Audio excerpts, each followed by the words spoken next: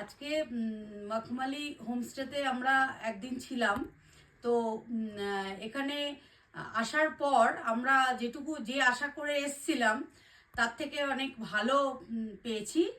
আর হচ্ছে এখানে এই হোমস্টেটা এমনিতেই তো এদের হসপিটালিটি ভীষণ সুন্দর। মনেই হয়নি যে বাড়ির বাইরে ছিলাম। সব সময় আমাদেরকে যেভাবে সাপোর্ট করে গেছেন এবং কেয়ার করেছে, এখানকার খাওয়া দাওয়াও খুব ভালো, একদম ঘরোয়া। আর এখানে যে বাইরে যে ভিউ হোমস্টে থেকে কাঞ্চনজঙ্ঘা, আমাদের ব্যাড লাক ছিল আমরা কাঞ্চনজঙ্ঘা দেখতে পাইনি, তার কারণ এখানে ওয়েদার খারাপ ছিল। কিন্তু তারপরেও মনে হয়েছে যে এই হোমস্টেটাতে এসে যে আমরা মেঘের স্বর্গরাজ্যে বাস করছি।